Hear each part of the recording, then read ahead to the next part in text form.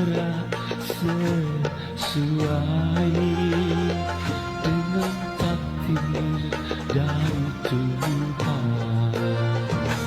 Takdir tak ada satupun.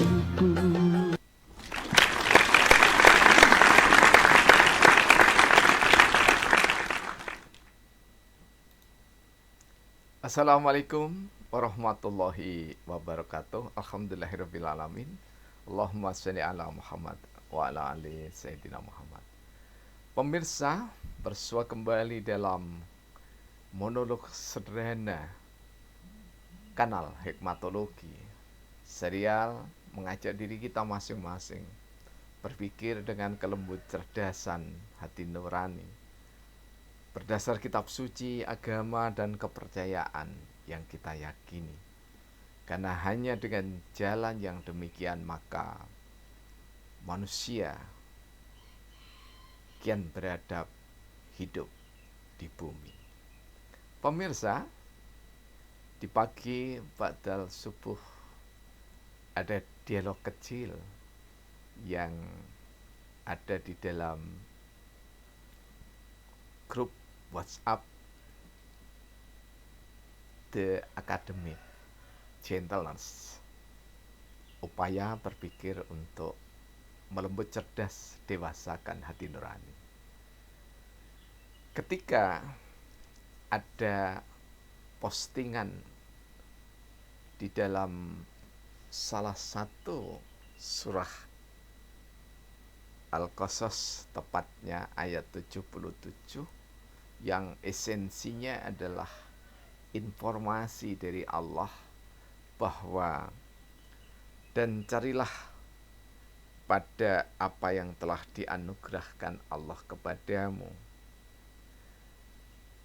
kebahagiaan negeri akhirat. Namun janganlah kamu melupakan kebahagiaanmu di dunia. Kemudian seorang intelektual muda yang sekarang bekerja di Kementerian Sosial Republik Indonesia, insya Allah kalau tidak salah, yakni Mas Jati Seputro, sarjana ilmu politik, mengutip esensi dari hadis yang diriwayatkan melalui Ibnu Umar radhiyallahu an, yakni putranya Umar bin Khattab radhiyallahu an. Sejumlah ulama ada yang mengatakan bahwa hadis tersebut berasal dari mutiara kata Sayyidina Ali radhiyallahu an karamallahu wajhahu, yakni bahwa bekerjalah untuk duniamu seolah kamu hidup selamanya, dan bekerjalah untuk akhiratmu seolah kamu mati esok pagi. Nah, Mas Jati Seputro khawatir saat dialog dengan teman-teman sebayanya, kalau kita bekerja untuk dunia kemudian kita mendapatkan kekayaan yang berlimpah atau kaya raya, apakah tidak menghalangi zuhud kita? Satu dialog yang luar biasa istimewa. Seorang muda, kumpulan anak-anak muda berpikir tentang zuhud. Nah, pemirsa yang dirahmati oleh Allah, kami pernah mengunggah zuhud sejak anak-anak. Nah, bagaimana sekarang ketika pergulatan kaum muda berbicara zuhud berkaitan dengan harta benda? Ada yang menarik bahwa Rasulullah Shallallahu Alaihi Wasallam yang dikutip oleh Imam Ghazali di dalam kitab Ihya Ulumuddin yang legendaris. Arba'u la yutihihumullah ilaman ahba. Ada 4 perkara yang tidak akan diberikan oleh Allah ilaman ahba, kecuali pada orang yang memiliki 4 ciri itu, atau boleh jadi salah satu cirinya. Di antaranya, untuk kepentingan kajian kali ini, wazuhdu fid dunya, zuhud di dunia. Secara sederhana dapat dimaknai bahwa zuhud di dunia itu seperti ketika kita tidur. Harta boleh jadi melimpah, seperti salah satu tokoh Haji Lamuin almarhum di desa Sidomulyo. Beliau kaya raya, melimpah kekayaannya. Diuji tidak punya anak satupun. Apa yang dilakukan dengan kekayaan melimpah? Apakah tidak zuhud? Justru dengan kekayaan yang tidak sekedar cukup, tapi berlimpah ruah, bahkan mewah untuk ukuran orang desa. Mengapa mewah? Kami sebut mewah karena ketika tahun 80-an sampai menjelang 90-an, jika membeli mobil selalu kontan, dan membeli mobil itu minimal untuk 2 anak angkatnya.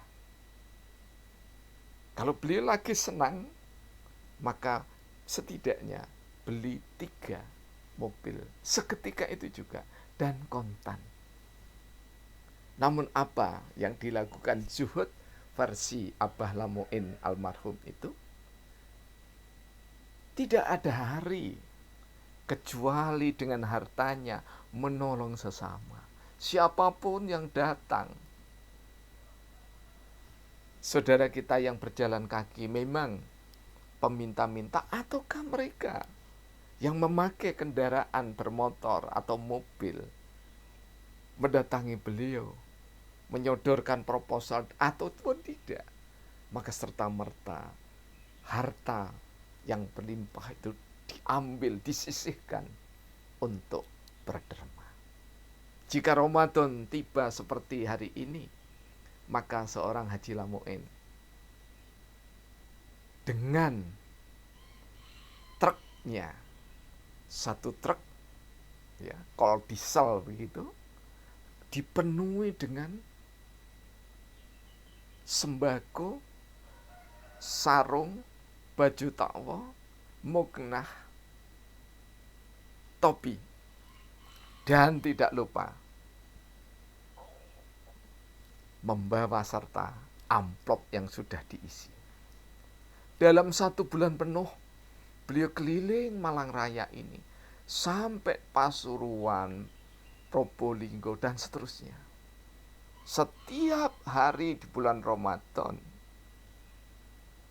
ba'dal sholat duha, beliau membagi rezekinya dari rumah ke rumah melalui takmir masjid, di mana ada janda, di mana ada orang miskin, di mana ada anak yatim piatu. Hartanya didermakan. Inilah zuhud yang sebenarnya. Jadi zuhud jangan takut kaya. Ada satu kitab di mana sufi ahli zuhud kaya raya. Namun juga seperti yang kami contohkan, Haji Lamuin senantiasa bersedekah. Jadi wazuhdu fid dunya, zuhud di dunia, itu kalau di dalam tafsir As-Sa'rawi dikatakan bahwa hadis tentang pencarian harta dan hari akhirat itu hanya cukup. Maka cukup di sini boleh cukup kaya raya, asal tidak mengikat hatinya.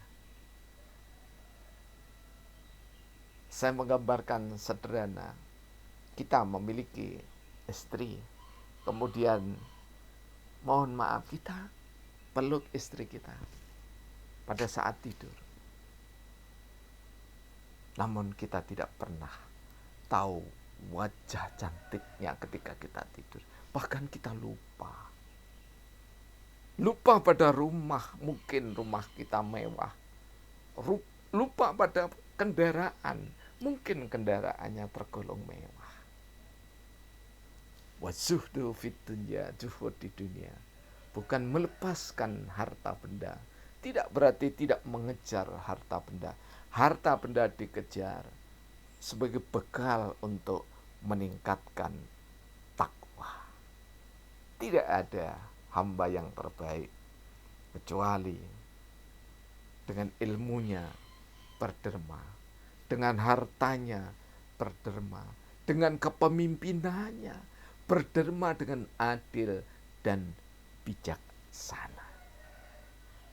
Pemirsa yang dirahmati oleh Allah, dijadikan malam untuk perhiasan waktu istirahat dan dijadikan siang oleh Allah untuk mengais rezeki di jalan Allah. Memang ada ulama atau kiai yang hanya berdiam di rumah saja. Seperti dawuhnya Imam Syafi'i, ada rezeki yang orangnya itu diam saja di rumah tapi menerima rezeki dari Allah. Tetapi ada yang harus bekerja. Anak muda seperti Mas Jati Seputro, Mas Demugi, ada Mas Kusnan yang ada di grup The Academic Gentleness, dan saudara-saudara muda belia yang lainnya, termasuk mahasiswa-mahasiswa kami dan mahasiswa seluruh Indonesia. Karena kami juga mengajar kewirausahaan.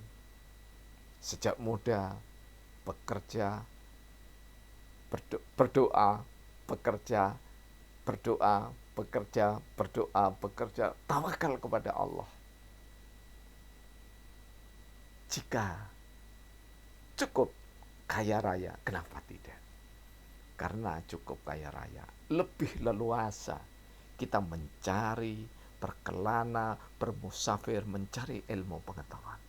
Sekaligus dengan kaya raya tetapi hatinya dipenuhi kalimah la ilaha illallah, maka kekayaannya berguna untuk dirinya, untuk istri tercinta, untuk anak terkasih, untuk tetangga dekatnya, untuk jalan fisabilillah dan lainnya. Zuhud sungguh indah manakala disertai keimanan dan ketakwaan, berteladan kepada Rasulullah Muhammad Sallallahu Alaihi Wasallam dan Khulafaur Rasyidin. Kurang lebihnya mohon maaf. Billahi taufik wal hidayah. Wassalamualaikum warahmatullahi wabarakatuh.